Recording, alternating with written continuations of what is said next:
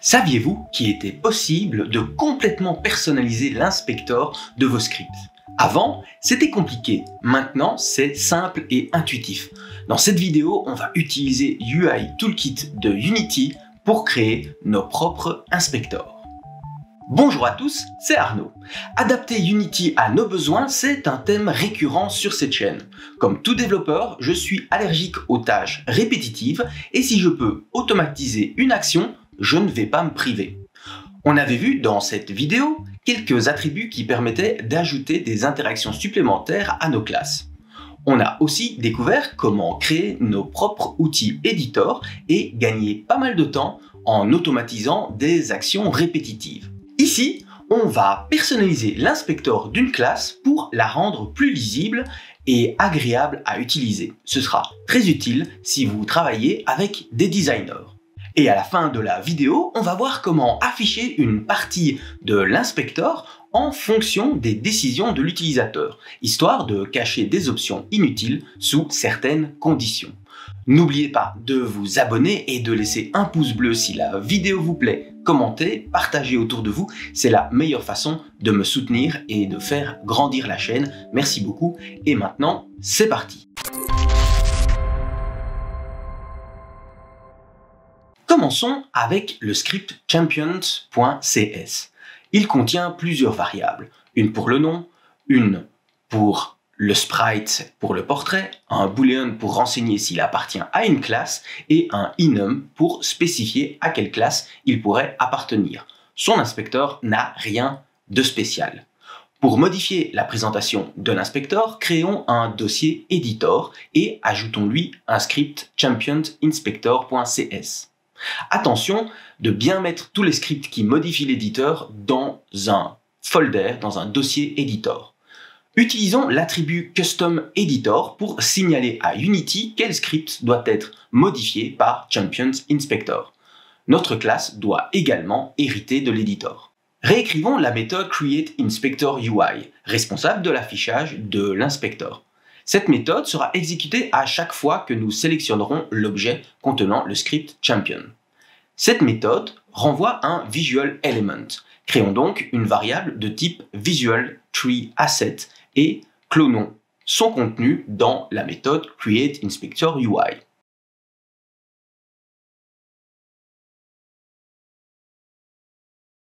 Si on jette un coup d'œil sur le script, Unity nous signale une erreur. Nous n'avons pas renseigné à Champion Inspector un UI document duquel extraire le visual element dont createInspectorUI a besoin. Un UI document est un asset fourni par Unity UI Toolkit. Créons un dossier Visual Elements. Ajoutons-lui un nouvel UI document et glissons-le dans le script Champion Inspector.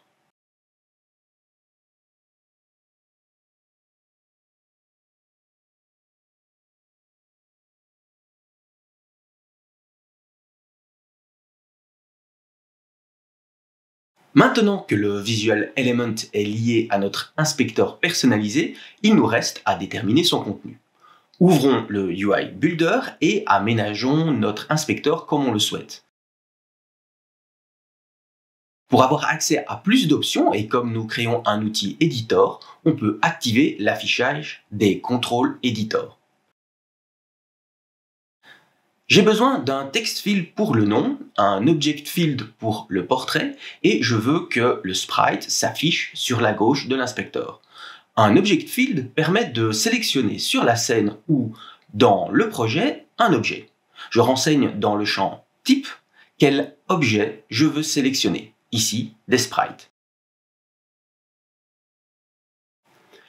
Il me faut aussi un enum field pour afficher l'enum des classes et un toggle pour renseigner un booléen.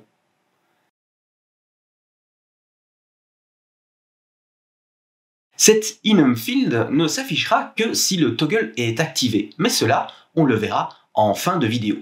Renseignons à tous ces éléments des noms afin de pouvoir les récupérer via script plus tard. Une fois satisfait par le design de mon inspecteur, il nous faut encore lier les éléments de l'interface avec les variables du script Champion. pour que les modifications dans l'inspecteur soient appliquées à la classe. Et c'est assez simple. Il suffit de glisser le nom de la variable dans le champ binding path, mais attention à ne pas faire d'erreur.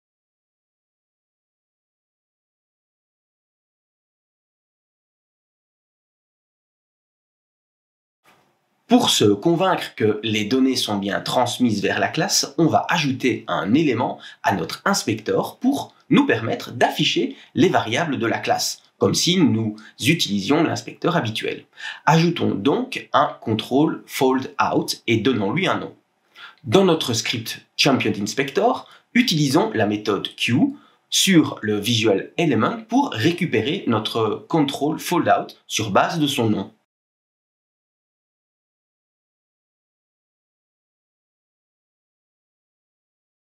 Une fois récupéré, on utilise la classe InspectorElement pour remplir le foldout avec les données de notre classe Champion.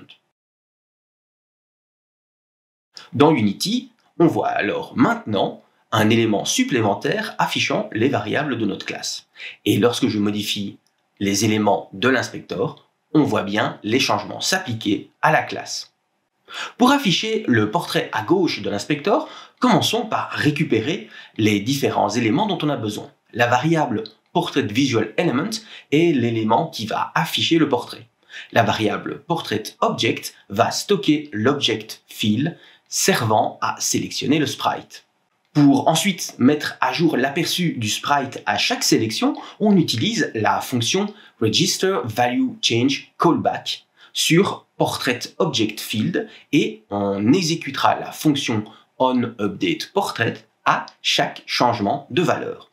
Dans onUpdatePortrait, on récupère le sprite lié à l'event et on adapte l'image de fond de l'élément PortraitVisualElement.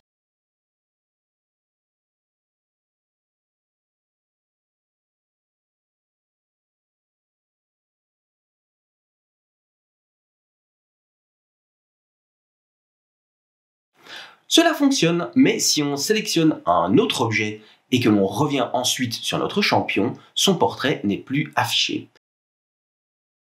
C'est parce que la fonction createInspectorUI sera exécutée à chaque fois qu'on revient sur le champion et réinitialisera l'affichage du portrait. Il faut donc récupérer la classe Champion dans cette fonction, vérifier si la variable PortraitSprite n'est pas nulle et directement mettre à jour le visual element.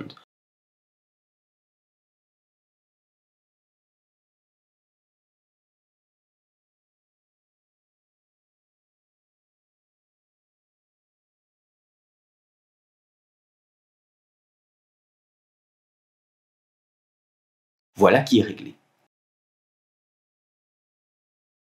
Bon, moi, une chose que j'apprécie particulièrement avec les inspecteurs personnalisés, c'est la possibilité d'afficher ou de cacher des éléments en fonction des choix de l'utilisateur.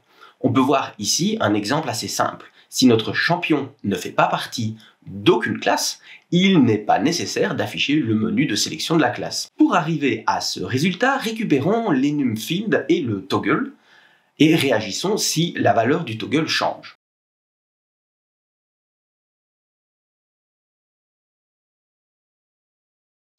Si le toggle est actif, on affiche le choix de la classe grâce à displayStyle.flex. Si le toggle est inactif, on la cache avec displayStyle.noun. Et on fait cette vérification également dans la fonction createInspectorUI. Et voilà, reste à enlever le foldout affichant la classe et vous avez votre propre inspecteur personnalisé.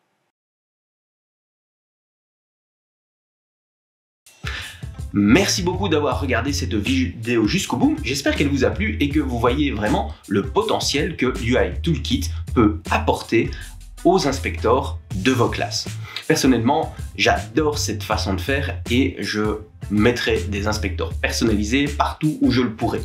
N'hésitez pas à partager la vidéo si elle vous a plu, à vous abonner si ce n'est pas déjà fait, à laisser un pouce bleu et un commentaire pour me dire ce que vous en avez pensé et si dans le futur vous utiliserez l'UI Toolkit pour améliorer l'aperçu de vos inspecteurs.